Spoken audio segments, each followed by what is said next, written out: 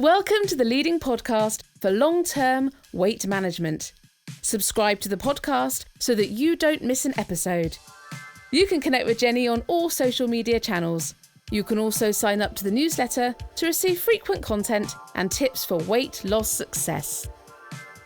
Hey guys, welcome to the Power Over Food podcast.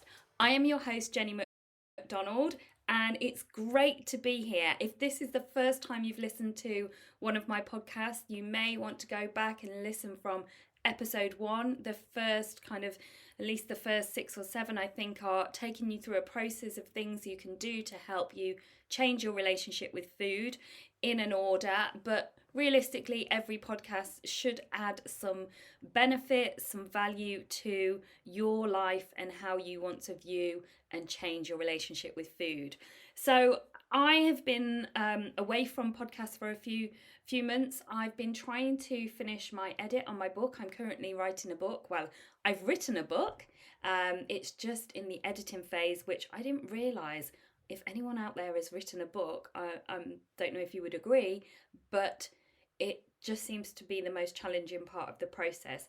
And I guess that is part of wanting to get it right, knowing that that is going to be out in the world forever, and the fear of saying something in my book that might offend, that might jar. And, we all know we can't get it right all the time. And we also know that as long as we're doing our best, that's all we can do. We're not going to please everybody all the time. Our message is not going to resonate with everybody all the time. And I just have to keep reminding myself of that. So yes, I'm currently editing the book, and I tried to step back from recording podcasts so I could focus on that. But I've just decided that I need to do this to get back to recording podcasts, because I know there's so many listeners out there, and there've been messages asking when the next podcasts come in. So here I am. So this podcast is a little bit of an update as to where I am, and also I thought I'd just talk you through my food freedom program, because I think it would be beneficial for you to hear the different kind of modules and the work that we do within the program, so you can explore where you are and what you can take from that and what work you might need to do.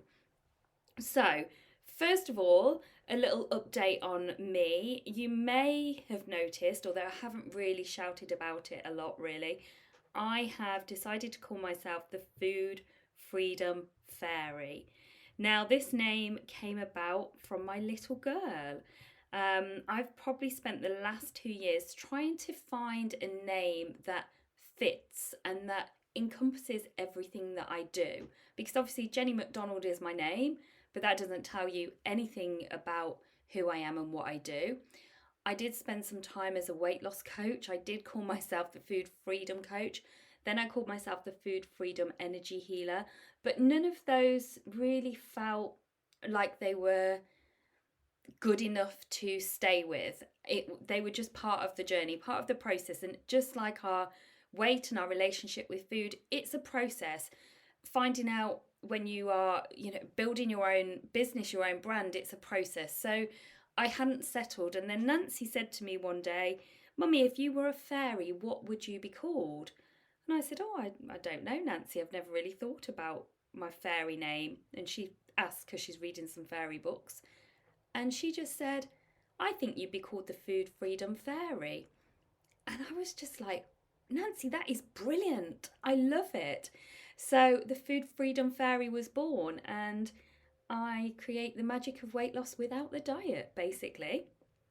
And my work is coaching, habit change coaching.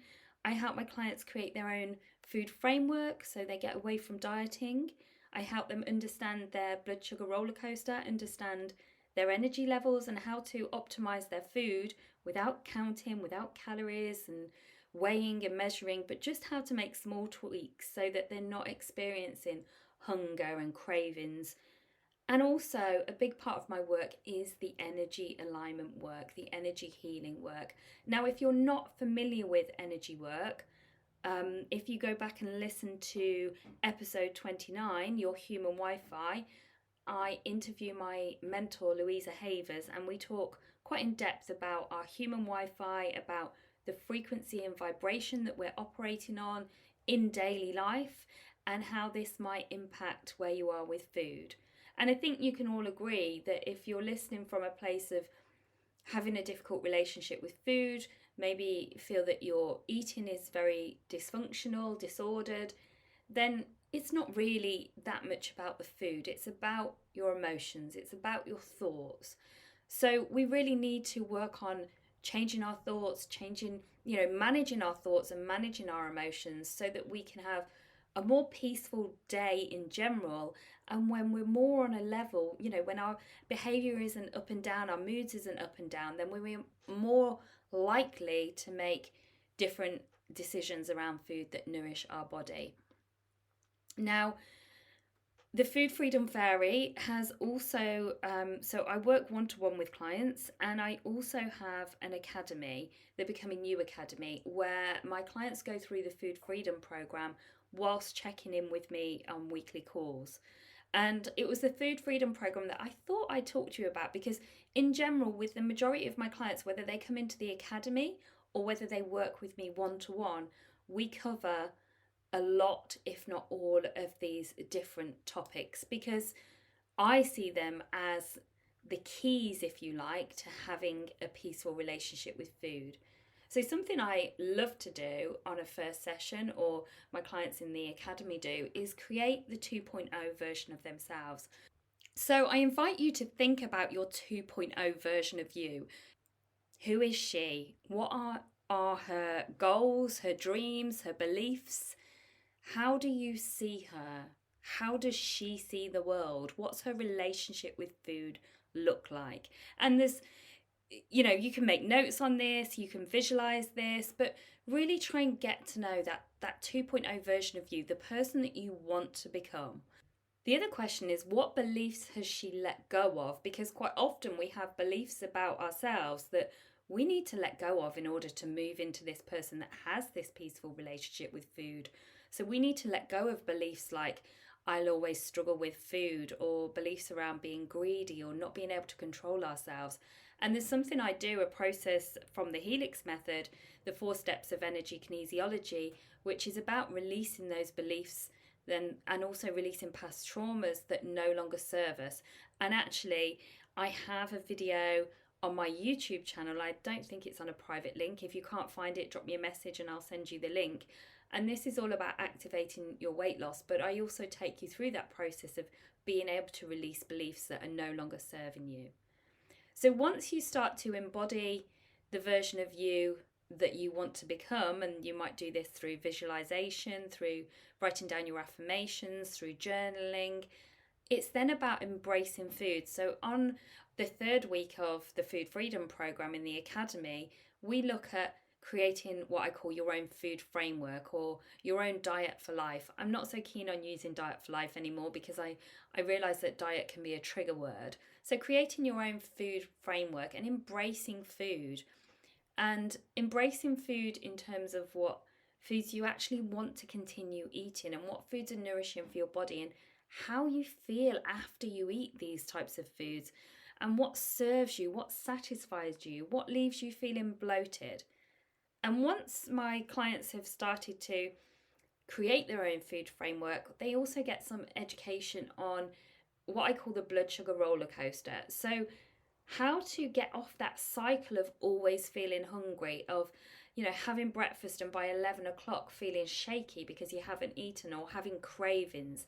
And that's so simple when you learn about how your body works, and just some simple food swaps, just things like increasing your protein with each meal, can have a huge difference. And then we look at the comfort of self-sabotage, and how it's quite comforting to use food and to sabotage ourselves in order to keep ourselves safe. So we have a whole exercise about connecting to that part of you that wants to sabotage. So I invite you to think about this. What part of you wants to sabotage your efforts to have a healthy relationship with food? And why? Why do they want to stay there? What's safe about staying there?